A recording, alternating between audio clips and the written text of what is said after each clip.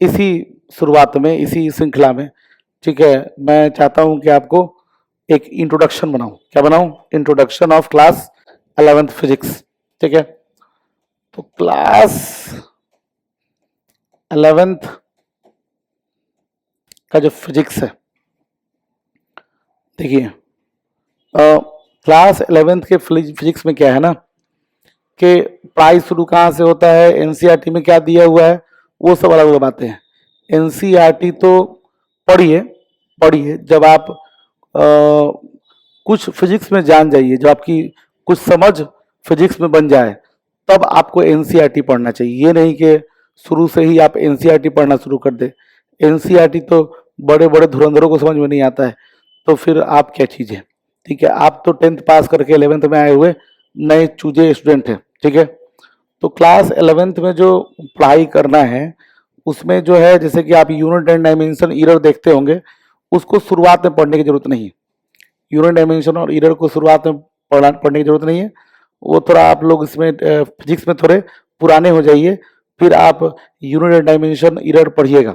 ठीक है, तो क्लास 11th जो शुरुआत होता है, उसमें सबसे पहले आदमी क्या पढ़ता है? मैथमेटिकल टूल्स पढ़ता है। ठीक है, मैथमेटिकल टूल्स में ऐसे तो बहुत कुछ पढ़ाई होता है, टूल्स के अंदर बहुत कुछ आता है। फिजिक्स पढ़ने का हथियार है, इसमें पढ़ाई बहुत कुछ होता है। ठीक है, लेकिन जो मेन 3 चीजें वो मैं लिख रहा हूँ, पहले तो आपको कैलकुलस जो है बड़ा ही इंपॉर्टेंट है आपके लिए। कैलकुलस जो है वो बहुत ही जरूरी है। मैथमेटिक्स के जो स्टूडेंट होंगे वो जाएंगे जब क्लास 12th में, तो कैलकुलस पढ़ेंगे, 11th में भी कैलकुलस पढ़ेंगे। एक्चुअली कैलकुलस का शुरुआत कैलकुलस से नहीं होता है, फंक्शन से ही हो जाता है। तो जो मैथमेटिक्स के स्टूडेंट होंगे तो पढ़ेंगे ही। ठीक है, जो बायोलॉजी के स्टूडेंट हैं वो तो जो फिजिक्स का टीचर उनको पढ़ा दिया वही उनके लिए परम सत्य हो गया। ठीक बात है, तो कैलकुलस इंपॉर्टेंट है। फिर दूसरा क्या है? दूसरा क्या है? वेक्टर इंपॉर्टेंट है, कैलकुलस और वेक्टर। ठीक है, ये दोनों बड़ा ही इंपॉर्टेंट है। उसके बाद जो तीसरा चीज जो आपको क्लास 11th में आपको आना चाहिए, ट्रिग्नोमेट्री। तो आप बोलिएगा सर ट्रिग्नोमेट्री तो आता है, ट्रिग्नोमेट्री तो आता है। जी नहीं, आपको जो ट्रिग्नोमेट्री आता है उस ट्रिग्नोमेट्री से काम नहीं चलेगा, उससे थोड़ा ज्यादा ट्रिग्नोमेट्री आपको आना चाहिए। फिर मैं वही कहूंगा, मैथ के स्टूडेंट है तो 11th में पढ़ेंगे, ठीक है, लेकिन बायोलॉजी के स्टूडेंट कहाँ जाएंगे? तो ट्रिग्नोमेट्री भी आपको पढ़ना चाहिए। ठीक है, आपको थोड़ा थोड़ा आइडिया फंक्शन का भी होना चाहिए कि फंक्शन क्या होता है। ठीक है, कहीं कहीं आपको बाइनोमियल भी यूज होगा। ठीक है, तो बाइनोमियल में आपको बाइनोमियल अप्रोक्सीमेशन, ठीक है, वो आपको आना चाहिए। ठीक है, उसके बाद आपको लॉगरिथम भी आना चाहिए। ठीक है, लॉगरिथम का भी काम पड़ेगा आपको। ठीक है, आपको कोऑर्डिनेट ज्योमेट्री का, कोऑर्डिनेट जियोमेट्री की भी जरूरत पड़ेगी। ठीक है, कोऑर्डिनेट ज्योमेट्री की भी जरूरत पड़ेगी। तो ये सभी चीजें मैं आपको पढ़ाऊंगा। ठीक है, आपका बेसिक जो है ठीक होना बहुत ही जरूरी है। ठीक है, तो मैं क्या करता हूं ना, मैं चीजों को बहुत सिंपल रखता हूं, बहुत ही ग्राउंड लेवल का रखता हूं। ठीक है, क्यों? कि बायोलॉजी वाले मैथ वाले दोनों समझ ले, और क्या हो कि जब क्वेश्चन बनाना हो तो क्वेश्चन बन जाए। हो सकता है कि आपको कैलकुलस का बहुत डीप अंडरस्टैंडिंग ना हो, जरूरी भी नहीं है। मैथ्स के स्टूडेंट है तो डीप अंडरस्टैंडिंग हो जाएगा। बायोलॉजी के स्टूडेंट है तो मैं इतना समझा दूंगा कि आपको उससे काम चल जाने वाला है। ठीक है, तो हम लोग शुरू करते हैं, किससे शुरू करते हैं हम लोग? कैलकुलस से। ठीक है, कैलकुलस से ही शुरू करेंगे। ठीक है, आइए। ठीक है, तो सवाल उठा कि सर कैलकुलस क्या? ठीक है, कैलकुलस कुछ नहीं है। कैलकुलस जो है वो जोड़ने और तोड़ने का, उसमें 2 चीज पढ़ना है कैलकुलस में। एक पढ़ना है डिफरेंशिएशन, एक पढ़ना है डिफरेंशिएशन, ये बड़ा ही जरूरी है। दूसरा क्या पढ़ना है? दूसरा पढ़ना है इंटीग्रेशन। इंटीग्रेशन भी जो है वो बड़ा ही जरूरी चीज है। ठीक है, एक पढ़ना है डिफरेंशिएशन, एक पढ़ना है इंटीग्रेशन। तीसरा जो चीज है वो क्या है? वो है आपके लिए क्या? Maxima and minima. Maxima and minima. ठीक है, जैसे मैं सिखाऊं वैसे आप सीख लीजिए। कौन फॉर्मूला कहाँ से आया, कैसे आया, अगर उसके चक्कर में पड़िएगा तो फिर बहुत लंबा चौड़ा पढ़ाई करना पड़ेगा। दिक्कत यह है कि उस लंबे चौड़े पढ़ाई में आप हो सकता है कि कुछ समझ जाएं या हो सकता है कि कुछ ना समझें, और जब कुछ ना समझते हैं तो फिर आपको दिक्कत होने लगता है कि भाई साइंस थोड़ा ही टफ सब्जेक्ट है। तो मैं जैसे कर रहा हूँ वैसे करिए, विश्वास करके पढ़ते रहिए, ठीक है। तो पहले जो बात करते हैं किसके, डिफरेंशिएशन की, भाई डिफरेंशिएशन में क्या करना है, ठीक है, समझाता हूं मैं। देखो डिफरेंशिएशन में क्या है, डिफरेंशिएशन पढ़ने से पहले मैं आपको थोड़ा सा फंक्शन समझाता हूं कि भाई फंक्शन क्या है, ठीक है। तो देखो कोई भी इक्वेशन देखो, या पहले आप समझो वेरिएबल क्या होता है। वेरिएबल क्या होता है, जिसका वैल्यू क्या होता है, जिसका वैल्यू चेंज हो सकता है वो क्या है, वेरिएबल है। आप ये बात को जानते हैं, समझते हैं, जिसका भी वैल्यू चेंज हो सकता है वो क्या है, वेरिएबल है। अच्छा, उसके बाद वेरिएबल जो होता है वो दो तरह का, तो सब कोई जानता है। एक होता है डिपेंडेंट वेरिएबल, डिपेंडेंट वेरिएबल, और एक होता है कौन, एक होता है इंडिपेंडेंट वेरिएबल। दो तरह का वेरिएबल है, एक है डिपेंडेंट वेरिएबल और एक है इंडिपेंडेंट वेरिएबल। ये इंडिपेंडेंट वेरिएबल कौन सा वेरिएबल होता है, एक ऐसा वेरिएबल जिसका जिसका वैल्यू किसी दूसरे वेरिएबल पर डिपेंड ना करे, ठीक है। A variable whose value do not depends on other variable, ठीक बात है। और डिपेंडेंट वेरिएबल क्या होता है, समझ गए होंगे आप, एक ऐसा वेरिएबल जिसका वैल्यू किसी दूसरे वेरिएबल पर डिपेंड करे, ठीक बात है। तो हमारे पास एक इक्वेशन है y इज इक्वल टू क्या, एक्स स्क्वायर प्लस 2। आप देख रहे हो ये एक मैथ्स का इक्वेशन है, simple equation, y is equal to x and x square plus 2। इसमें दो वेरिएबल है, एक वेरिएबल आपका y है, एक वेरिएबल आपका x है, ठीक है। अब मैं कहता हूं देखो, आप ना अगर ध्यान दो तो अगर आप x का वैल्यू चेंज करो, ठीक है। अच्छा, ये इक्वेशन में क्या होगा कि y का वैल्यू का, y का इक्वेशन है, इसमें y का वैल्यू निकलेगा, x के वैल्यू को चेंज करने पे किसका वैल्यू निकलेगा, y का वैल्यू मिलेगा। तो अगर मान लो आप x इजिकल टू क्या रख दो, जीरो, अगर x इजिकल टू जीरो रख दोगे तो y इजिकल टू क्या हो जाएगा, जीरो का स्क्वायर प्लस 2, और y का वैल्यू क्या आने लगेगा, 2 आने लगेगा। ओके, आपने x के वैल्यू को चेंज करके क्या कर दिया, 2 कर दिया, तो आपका y इजिकल टू क्या हो जाएगा, ध्यान देंगे, आपका y इजिकल टू क्या हो जाएगा, 2 का स्क्वायर प्लस 2 यानी कि 6 हो जाएगा, ठीक है। आप एक बात और सुन रहे हो, अगर आपके x का वैल्यू क्या हो जाए, अगर आपके x का वैल्यू 3 हो जाए तो y का वैल्यू क्या हो जाएगा, 3 का स्क्वायर यानी कि 9 प्लस 2 यानी कितना हो जाएगा, 11 हो जाएगा। तो हमने क्या पाया, हमने पाया कि x के वैल्यू के चेंज होने पे y का वैल्यू भी क्या हो रहा है, चेंज हो रहा है। आप देखो x का वैल्यू जो है 0 से 2 हुआ है, तो y का वैल्यू 2 से क्या हुआ है, 6 हुआ है। जब x का वैल्यू 0 से कितना हुआ, 3 हुआ है, तो y का वैल्यू 2 से कितना हुआ है, 11 हुआ है। देख रहे हो, तो x का वैल्यू चेंज होने पे y का वैल्यू भी चेंज हो रहा है। तो मैं ये बात तो कह सकता हूं कि y का वैल्यू जो है वो x के वैल्यू पर डिपेंड कर रहा है। बोल सकता हूं क्या, हाँ बोल सकता हूं कि सर ऐसा है कि मेरा x का वैल्यू जो है चेंज करने पे y का वैल्यू चेंज हो रहा है, तो मैं ऐसा बोल सकता हूं कि y का वैल्यू जो है वो x के वैल्यू पर डिपेंड करता है। मैं बोल सकता हूं क्या, y का वैल्यू x के वैल्यू पर डिपेंड कर रहा है, ठीक है। y का वैल्यू क्या कर रहा है, y का वैल्यू x के वैल्यू पर डिपेंड कर रहा है, कोई दिक्कत वाली बात नहीं है। ओके, आपने कहा सर बहुत अच्छी बात है, आपने कहा कि y का वैल्यू x पर डिपेंड कर रहा है, x का वैल्यू किस पे डिपेंड कर रहा है, x का वैल्यू हम पे डिपेंड कर रहा है, क्योंकि हम जो है x का वैल्यू चेंज कर रहे हैं, ठीक है। जब मैं इस x के वैल्यू को चेंज कर रहा हूं तब y का वैल्यू चेंज हो रहा है, यानी x का वैल्यू किसी और वेरिएबल पर डिपेंड नहीं कर रहा है, x का वैल्यू मुझ पे डिपेंड कर रहा है, लेकिन y का वैल्यू क्या कर रहा है, वो x पे डिपेंड कर रहा है। यानी y क्या है, y डिपेंडेंट वेरिएबल है, y क्या है, डिपेंडेंट वेरिएबल है। डिपेंडेंट वेरिएबल का मतलब क्या, क्योंकि वो किसी और वेरिएबल पर डिपेंड कर रहा है। पर x क्या है, x जो है, x यहां इंडिपेंडेंट वेरिएबल है, इंडिपेंडेंट वेरिएबल है। कोई दिक्कत वाली बात नहीं, ठीक है, समझ में आया? आप देखो फिर से मैं फिर से एक बार समझाता हूं। देखो एक इक्वेशन लेते हैं, x इजिकल टू क्या, t का स्क्वायर प्लस 3t प्लस क्या 2। आप इस इक्वेशन को देखो, यहाँ पे t का वैल्यू अगर 0 हो जाएगा तो x का वैल्यू जो हो जाएगा वो 2 हो जाएगा।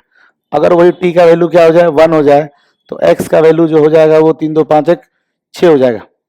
अगर वही t का वैल्यू क्या हो जाए 2 हो जाए, t का वैल्यू क्या हो जाए 2, तो x का वैल्यू क्या हो जाएगा 2 का स्क्वायर 4, 4 और 6 10 और 2 12। टी का वैल्यू कौन चेंज कर रहा है? टी का वैल्यू मैं चेंज कर रहा हूँ। क्या कोई वेरिएबल चेंज कर रहा है? नहीं, मैं चेंज कर रहा हूँ। यानी चूंकि ये किसी वेरिएबल पर नहीं डिपेंड कर रहा तो यहाँ टी क्या है, यहाँ टी इंडिपेंडेंट वेरिएबल है, इंडिपेंडेंट वेरिएबल है। ठीक है, यहाँ टी क्या है, इंडिपेंडेंट वेरिएबल है। अच्छा ओके, बात सुनिए ध्यान से। एक्स किस पे डिपेंड कर रहा है? क्योंकि एक्स टी पे डिपेंड कर रहा है, यहां एक्स टी पर डिपेंड कर रहा है तो एक्स एक डिपेंडेंट वेरिएबल है, डिपेंडेंट वेरिएबल है, कोई दिक्कत वाली बात नहीं। अगर कोई वेरिएबल किसी दूसरे वेरिएबल पर डिपेंड करे तो डिपेंडेंट वेरिएबल है, अगर वो वेरिएबल किसी वेरिएबल पर डिपेंड ना करे तो इंडिपेंडेंट वेरिएबल है। तो अगर मान लो ये क्या है, डिपेंडेंट वेरिएबल है और ये इंडिपेंडेंट वेरिएबल है, तो मैं इस बात को हिंदी में इस तरह से लिखने से बजाय मैं लिख सकता हूं एक्स इज क्या, x is function, x is function of क्या, फंक्शन ऑफ टी। क्या है, एक्स किसका फंक्शन है, एक्स जो है वो टी का फंक्शन है। बात समझ में आ रहा है? क्यों? क्योंकि x का वैल्यू जो है वो t पे डिपेंड कर रहा है, तो मैं बोल सकता हूं x is function of t। तो मैथमेटिक्स में इस बात को सिंबल में लिखते हैं कैसे, x इजिकल टू एफ और ब्रैकेट में क्या लिखते हैं t, क्योंकि वहां t पे डिपेंड कर रहा है तो ऐसे लिख देते हैं। इसको क्या पढ़ते हैं, इसको पढ़ते हैं x इज फंक्शन ऑफ क्या t। कोई दिक्कत वाली बात नहीं, इसको क्या पढ़ेंगे x is function of t। x का वैल्यू किस पे डिपेंड कर रहा है, t पे डिपेंड कर रहा है। इससे पहले जो मेरे पास इक्वेशन था, जो मैंने आपको बोला कि y इजिकल टू क्या, x का स्क्वायर प्लस 2, इसमें y किस पे डिपेंड कर रहा था, x पे डिपेंड कर रहा था।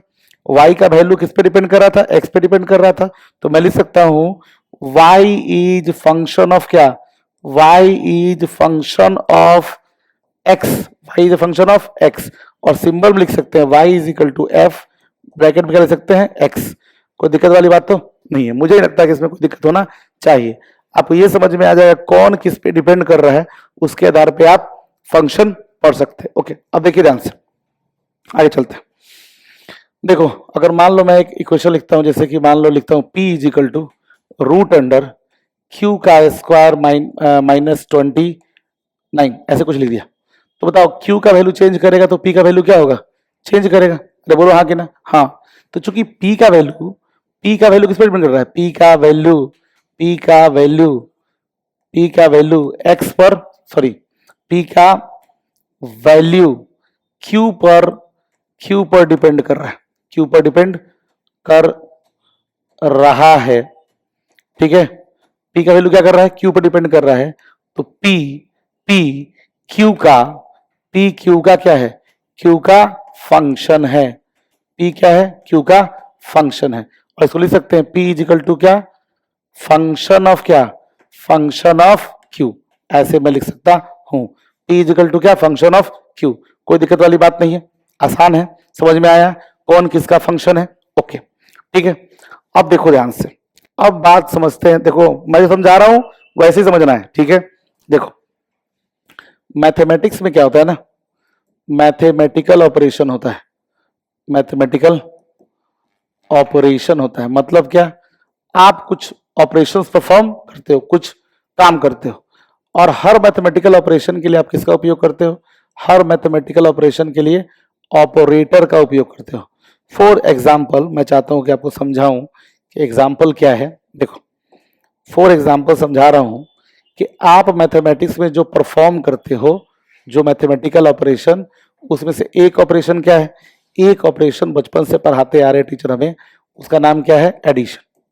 ठीक है, हम बचपन से क्या परफॉर्म करते आ रहे हैं, एडिशन।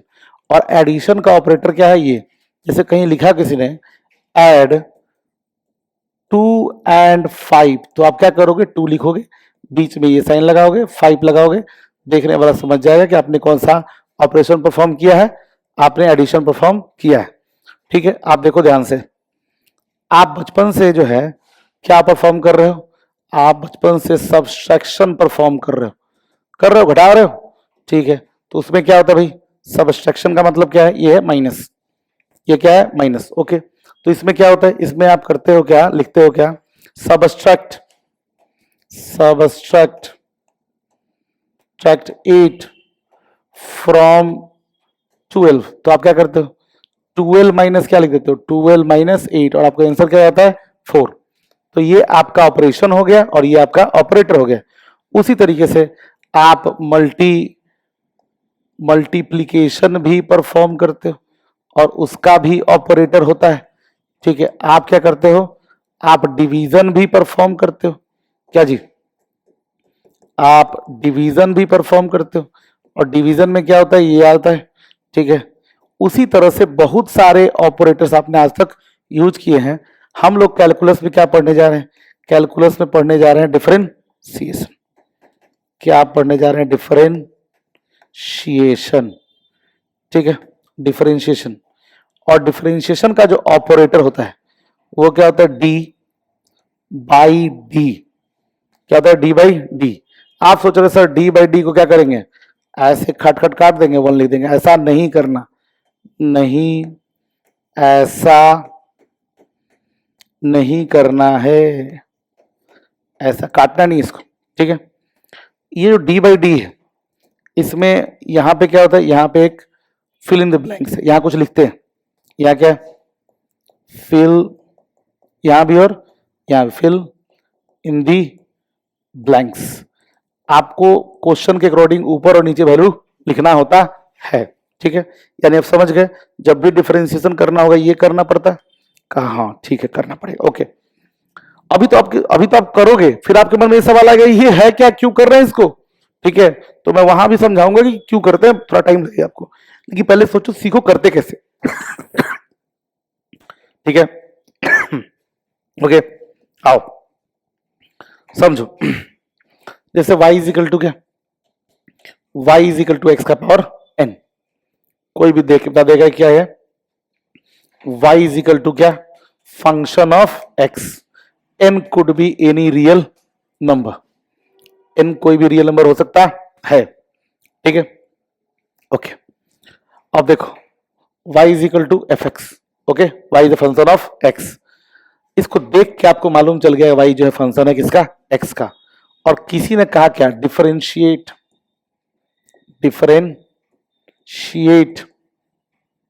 y, आपने कहा कि अच्छा क्या करना है, डिफरेंशिएशन। जैसे कहता है ऐड करने के लिए, सबट्रैक्ट करने के लिए, उसी तरह से हम क्या करते हैं, उसी तरह से हम क्या करना है, डिफरेंशिएट करना है। ओके, ठीक है, करते हैं डिफरेंशिएट।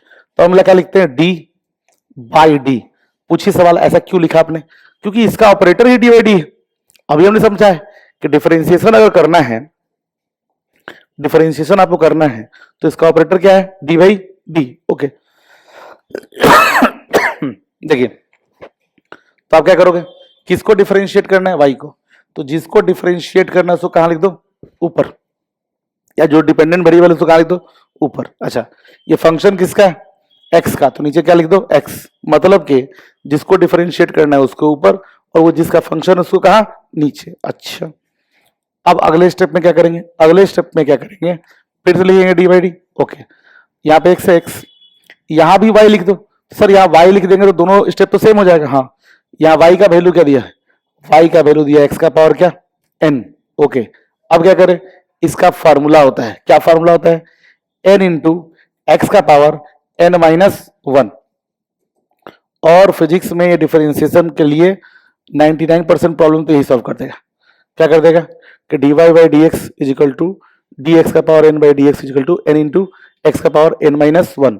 फिर आप पूछिएगा सर ये क्या है, कोई चिंता नहीं, पहले करना सीख लेते हैं, फिर धीरे धीरे हम लोग पकेंगे उसमें, और फिर आपको हम समझाएंगे कि कैसे निकालते हैं dy by d x, slope कैसे होता है।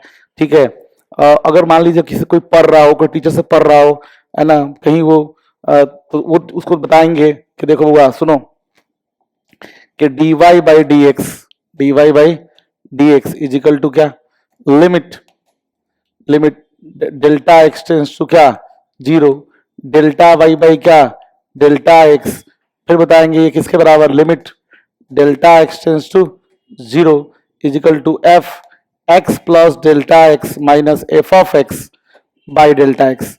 ठीक है, तो ये भी होता है। ठीक है, पर अभी मैं आपके दिमाग में ये ठूसने की कोशिश करूं, आपको मीनिंग समझाने की कोशिश करूं, आप घबरा जाइएगा। आपको घबराना नहीं है, आपको सिर्फ क्या करना है, डिफरेंशिएट करना सीखना है। और जब आप डिफरेंशिएट करना सीख लीजिएगा तो मैं एक दिन आपको वहां तक ले जाऊंगा, चिंता करने की जरूरत नहीं। विश्वास बड़ी चीज होती है, विश्वास करिए पहले। ठीक है, अब देखिए और उसको सीखिए। फॉर एग्जाम्पल मैं एग्जाम्पल देना चाहता हूं आपको कि मान लीजिए y इज इक्वल टू क्या है, y is equal to x का पावर मान लो 3, y इज इक्वल टू क्या है, एक्स का पावर 3। इस क्वेश्चन में जो एक गिवन क्वेश्चन है, जो एग्जाम्पल के तौर मैंने दिया है, इस क्वेश्चन में क्या अंतर है, कोई अंतर नहीं है। y की जगह पर y है, x की जगह पर x है और n की जगह पर क्या है 3। अगर मैं डिफरेंशिएट करना है मुझे तो d क्या करूं, d बाई डी, ऊपर क्या लिखूं y, नीचे क्या लिखूं x, फिर मैं क्या करूं अगले बार फिर लिखूं और y का जो वैल्यू दिया हुआ क्वेश्चन में x का पावर क्या t, उसको लिख दूं। कोई दिक्कत यहां तक, मुझे कोई दिक्कत नहीं लग रहा भाई साहब। मैंने डिफरेंशिएट करना है, मैंने डिफरेंशिएटर का ऑपरेटर डी बाई डी लिखा, जिसको डिफरेंशिएट करना है उसको ऊपर लिखा, जिसका फंक्शन है यहाँ साफ साफ देख के मालूम चल रहा है कि y इज फंक्शन ऑफ क्या, x, तो उसको नीचे लिखा, फिर y का वैल्यू पुट कर दिया। जो हमने अभी फॉर्मूला पढ़ा है क्या है कि पहले किसको लिखना है, पहले लिखना है क्या, यहां समझो क्या लिखना है, पहले अगर x का पावर n है तो पहले लिखो पावर को, क्या लिखो पावर को, फिर क्या लिखो x का पावर क्या, पावर माइनस क्या, पावर माइनस 1। इसका मतलब क्या, इसका पावर कितना है 3, तो पहले लिखो पावर को, पावर कितना है 3, फिर क्या लो x और पावर में से क्या करो 1 घटा दो, तो कितना हो गया भाई 3x का पावर क्या 2। कोई दिक्कत वाली बात तो नहीं, तो dy by d x equal to क्या 3x का पावर 2, कोई दिक्कत नहीं। ठीक है, एक काम करो, देखो ये फिर से देखो एग्जाम्पल में दिखा रहा हूँ, ये एग्जाम्पल नंबर क्या है, ये एग्जाम्पल नंबर 1 है। ठीक है, और ये एग्जाम्पल नंबर क्या है 2। y इज इक्वल टू क्या, y is equal to t का पावर क्या, t का पावर 5। ठीक है, कहा अच्छा सर अभी तो x था, अभी क्या आ गया, y आ गया, हाँ आ गया भाई, कोई दिक्कत नहीं। देखो यार y किसका फंक्शन है, y is function of t, चूंकि यहाँ पे t बदलने वाला है, t का वैल्यू चेंज होगा तो y का वैल्यू चेंज होगा। ठीक है, तो अगर कहेगा डिफरेंशिएट करने के लिए, डिफरेंशिएट डिफरेंशिएट डिफरेंशिएट y, तो क्या लिखेंगे d y by d t, कोई दिक्कत तो नहीं है। ओके, तो y का वैल्यू क्या है, y का वैल्यू है t का पावर क्या 5। अच्छा मैंने नीचे t को लिखा है क्योंकि फंक्शन t है, तो नीचे क्या लिखना पड़ेगा, t तो लिखना पड़ेगा, x तो नहीं लिख सकते क्योंकि फंक्शन वो x का नहीं है। अगर y is equal to x का पावर 5 होता तो मैं नीचे क्या लिखता, x लिखता, या y is equal to t का पावर 5 है तो मुझे क्या लिखूंगा, नीचे t लिखूंगा। ओके, तो मैंने यहाँ क्या लिख दिया डी टी, कोई दिक्कत तो नहीं है। पावर क्या है, पावर है 5, तो 5 इंटू टी का पावर 5 माइनस 1, यही तो सिखा रहे हैं ना हम लोग कि पहले किसको लिखना है, पावर को, फिर जो वेरिएबल है उसको लिखो, यहाँ टी था तो टी लिखे, यहाँ एक्स है तो एक्स लिखेंगे, और पावर में से क्या करो 1 घटा दो, देखो 5 लिखा, 5 लिखा। ठीक है, यहाँ क्या लिखा 5 लिखा। ओके, और क्या किया, टी का पावर 5 माइनस 1 कितना हो गया 5 टी का पावर क्या 4। फिर से एग्जांपल देखो, फिर से देखो, ये एग्जांपल नंबर कौन था 2, मैं एग्जांपल नंबर आपके सामने ले आ रहा हूं 3, कोई दिक्कत नहीं है। देखो मान लो अगर आपको दिया हुआ है क्या z is equal to p का पावर क्या, p का पावर 6। सोचो यहाँ z क्या है, z इज फंक्शन ऑफ क्या, z is function of p, z is function of p, क्योंकि z किस पे डिपेंड करने वाला, z जो है वो p पे डिपेंड करने वाला है। तो अगर मुझे डिफरेंशिएशन करना है तो मैं किसका ऑपरेटर लिखूंगा, डिफरेंशिएशन का ऑपरेटर लिखूंगा। किसको डिफरेंशिएट करना है, z को, और z किसका फंक्शन है, p का। अगले स्टेप में क्या करूंगा, अगले स्टेप में मैं z का वैल्यू रख दूंगा। ओके, तो z, ओके z का वैल्यू क्या भाई, z का वैल्यू है p का पावर 6, तो p का पावर 6 बाई क्या dp। और फॉर्मूला क्या है, फॉर्मूला है कि जो भी पावर हो पहले पावर लिखो, तो पावर क्या है 6, और वेरिएबल कौन है x, यहाँ कौन था p, तो p, और पावर में से क्या करो 1 को घटा लो, तो कितना हो गया 6p का पावर क्या 5, यही इसका क्या है डिफरेंशिएशन है। कोई दिक्कत लग रहा है आप लोग को, मुझे लग रहा है कोई दिक्कत होना चाहिए। आइए थोड़ा और एग्जांपल वगैरह करते हैं। ठीक है, तो एग्जाम्पल नंबर कितना, एग्जाम्पल नंबर 4 क्या भाई, y is equal to x का पावर -3। ओ अच्छा, पावर निगेटिव भी हो सकता है। हाँ देखो, ये क्वेश्चन दे तब, या यही क्वेश्चन देता क्या, y इज इक्वल टू क्या 1/x का पावर 3। ये दोनों क्वेश्चन क्या है, सेम क्वेश्चन है। देखो सेम क्वेश्चन क्यों है, अगर मैं इसको ऊपर ले जाऊं तो क्या हो जाएगा, x का पावर -3 नहीं होगा क्या, होगा। अगर आप 9th क्लास में पढ़े हो तो उसमें बताया गया होगा आपको कि x का पावर अगर m है तो उसको मैं x का पावर -m लिख सकता हूं, लिख सकता हूं ना। उसी तरह मैं इसको लिख सकता हूं ऊपर ले जाके x का पावर -3। तो ये क्वेश्चन पूछे तब चाहे ये क्वेश्चन पूछे तब बात क्या है, सेम है। अगर आपको डिफरेंशिएट करना है तो आप क्या करोगे, लिखोगे क्या dy बाई क्या dx, क्यों, क्योंकि y का इक्वेशन है, y किसका फंक्शन है, y is a function of x, या y जो है वो x पे डिपेंड कर रहा है। ओके, y का वैल्यू क्या दिया है, x का पावर क्या -3 बाई क्या dx।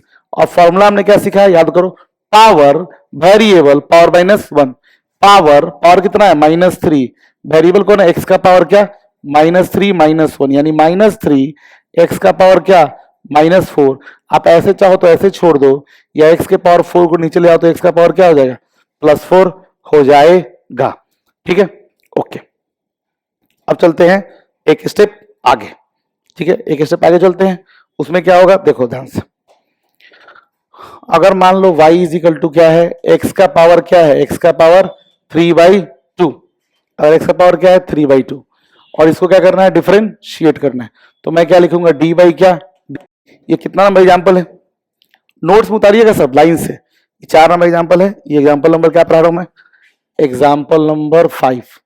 ठीक है, क्या हो गया, y का वैल्यू क्या है, y dy बाई क्या dx, y का वैल्यू क्या है, y का वैल्यू x का पावर क्या 3/2 बाई dx। अच्छा याद करो, फॉर्मूला क्या सिखाया था, अगर x का पावर क्या हो n बाई dx हो तो फॉर्मूला क्या लिखा था, n इंटू एक्स का पावर n माइनस क्या 1। ओके, यहाँ x का पावर क्या है 3/2, तो मैं क्या लिखूंगा 3/2 x का पावर 3/2 माइनस क्या 1। बहुत रिदमिक है, पहले पावर लिखो फिर इसी को उतारो और फिर पावर में से क्या कर दो, एक कम कर दो, तो क्या हो जाएगा 3/2, एक्स का पावर घटाओगे तो कितना आएगा 1/2। ठीक बात है, अरे भाई ये करोगे ना 3/2 -1, तो ये क्या आएगा आपको 1/2 ही आएगा। ठीक है, उधर देखो एग्जाम्पल नंबर क्या, एग्जाम्पल नंबर 6। अगर y इज इक्वल टू क्या दे, y इज इक्वल टू दे t का पावर -1/2, कैसे बनाओगे बताओ, y किसका फंक्शन है, y is a function of क्या t, तो क्या करोगे dy बाई क्या dt। अच्छा y का वैल्यू क्या, t का पावर -1/2 अपॉन क्या dt, जो भी पावर है पहले पावर लिखो, क्या है पावर -1/2, फिर पूरा वेरिएबल लिखो, क्या लिखो t का पावर -1/2 और माइनस क्या कर दो 1, तो -1/2 t का power -3/2, that is the answer. ठीक है, जब इतना आपने देखा तो आप एक काम करो, पॉज कर लो वीडियो को और करके जो है ये फटाफट ये जो है मैं 4-5 क्वेश्चन लिख रहा हूं। ठीक है, ये 4-5 क्वेश्चन बताइएगा क्या होता है भाई। पहले क्या y इज इक्वल टू क्या x का power 4, y is equal to क्या t का power -5, y is equal to क्या t का power 3/5, y is equal to x का power 1/6 -1/6, y is equal to 1/x का पावर 12। ये 5 क्वेश्चन आपको बनाना है और बना के फिर इसका आंसर मिलाना है। मैं आंसर भी लिख देता हूं, करो पॉज। ठीक है, बनाओ। अब देखो, जब आपने इसको डिफरेंशिएट किया होगा, इसको dy बाई क्या किया होगा dx, तो आपने क्या किया होगा d x का पावर 4/dx लिखा होगा और आपको आंसर आया होगा 4x का पावर क्या 3। जब आपने इस दूसरे वाले को सॉल्व किया होगा तो dy बाई dt लिखा होगा और क्या लिखा होगा t का पावर क्या -5 बाई क्या dt, आपने लिखा होगा -5 t का power -5 -1 which is equal to -t का पावर -6।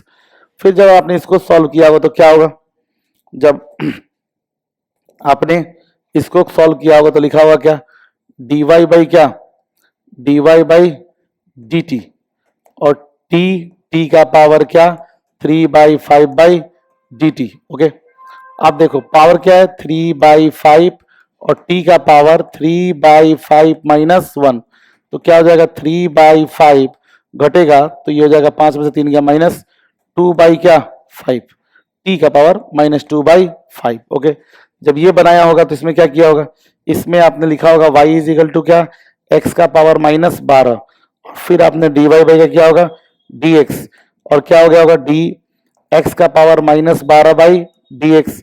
तो पहले आपने पावर को लिखा होगा, फिर पावर में से एक घटाया होगा, तो -12x का पावर -13 ये निकल के आया होगा। ठीक है, आपको मैं और क्वेश्चन करने के लिए देता हूं। ठीक है, देखो खुद से बनाओ, क्या बनाओ, y is equal to x का पावर 7, एक क्वेश्चन बनाओ। दूसरा बनाओ क्या, y is equal to x का पावर 5/2 बनाओ। तीसरा बनाओ y is equal to x, ठीक है। ये फोर्थ बनाओ y इज इक्वल टू क्या 1/x का स्क्वायर, ठीक है। फिफ्थ क्वेश्चन बनाओ y इज इक्वल टू क्या 1/x। ओके, देखो क्वेश्चन बना बना के सीखिए, कोई दिक्कत वाली बात नहीं है, मैं आपके साथ हूं। ठीक है, देखो एक क्वेश्चन बनाओ, 7th क्वेश्चन, 6th क्वेश्चन, क्या बनाओ 6th क्वेश्चन में, 6th क्वेश्चन बनाओ y इज इक्वल टू क्या √x। ठीक है, ये कुछ क्वेश्चंस है, आप उसको ट्राई कर सकते हैं। ठीक है, करो फटाफट, ठीक है, कर लो, पॉज करो करो। ठीक है, अब सोल्यूशन देखो क्या है, dy बाई क्या dx, क्या होगा dx का पावर क्या 7/dx, कितना आंसर आएगा सोच के बताओ, 7x का पावर क्या 6, बोलो आ रहा है क्या, आना चाहिए। ठीक है, ठीक है, dy बाई क्या dx, क्या होगा ये देखो तो इधर, ये सोल्यूशन कर रहा हूं मैं, क्या होगा इधर dx का पावर क्या 5/2 अपॉन क्या dx, तो क्या आ जाएगा भाई 5/2, x का पावर 5/2 -1, तो ये हो जाएगा 3 कितना 2, ये पावर कितना है 1, तो dy बाई क्या dx। ओके, यानी dx का पावर 1 अपॉन क्या dx, तो क्या हो जाएगा 1 इंटू डी का पावर, सॉरी 1 इंटू एक्स का पावर 1 - 1, एक्स का पावर क्या 0, जो कि क्या होगा 1। ये हमें याद रखना है भाई कि कभी dy बाई dx, अगर मान लो कभी dx बाई dx मिले, ऐसा आ जाए, तो इसका आंसर क्या आने वाला है 1 आने वाला है। ऐसे नहीं कट के 1 नहीं आया, फॉर्मूला फॉलो करके 1 आया है। या कभी क्या आ जाए dt बाई क्या आ जाए dt आ जाए, तो उसका आंसर क्या हो जाएगा 1। ठीक है, वो कट के 1 नहीं है, फॉर्मूला फॉलो करने से 1 आया। ये क्या होगा भाई, इसको क्या मैं x का पावर -2 लिख सकता हूँ क्या, बोलो तो यार, लिख सकता हूँ। तो क्या हो जाएगा dy बाई क्या dx, क्या हो जाएगा dx का पावर -2 अपॉन dx, तो मैं क्या लिखूं -2x का पावर -2 -1। ठीक है, तो ये -2x का पावर क्या -3, ये क्या लिख सकते हो बताओ, इसको लिख सकते हो y इज इक्वल टू क्या x का पावर -1, तो क्या लिखोगे dy बाई क्या dx, d का पावर x का पावर -1 अपॉन क्या dx, तो -1 x का पावर क्या -1 यानी x का पावर क्या -2। ठीक है, आप ये भी बना सकते हो, इसका मतलब क्या है, बचपन में पढ़ा होगा, ये है पावर 1/2, तो अब तो हो ही जाएगा ना। क्या लिखोगे dy बाई क्या dx, dx का पावर क्या 1/2 अपॉन क्या dx, तो पावर है 1/2, x का पावर 1/2 -1, यानी 1/2 x का पावर -1/2, कोई दिक्कत वाली बात नहीं। ठीक है, तो ये है डिफरेंशिएशन, एक बात है। अब देखो चूंकि वीडियो 1 है, इतना देख के आप थक गए होगे, तो मैं आपको फिर से 5 क्वेश्चन देता हूं सॉल्व करने के लिए। ठीक है, easy question solve, y is equal to क्या x का power 8, y is equal to क्या x का power -15, y is equal to क्या x का power 7/2, y is equal to 1/x का power 3, y is equal to क्या y is equal to cubic root x, ठीक है। तो ये कितने हो गए, 1 2 3 4 5, ये देख लो, समझ लो, पानी पी लो, ठीक है, और क्या करो, और नेक्स्ट वीडियो देखो, ठीक है। चलो बहुत बढ़िया, शुरुआत हमने किया बढ़िया, ठीक है। और जो लोग डे 1 से देखेंगे वो डे 1 से इसको देखना शुरू करें, ठीक है। मैं हर दिन एक वीडियो डाल दूंगा, आप लोग देखते चलिए, कोई दिक्कत वाली बात नहीं है। ओके।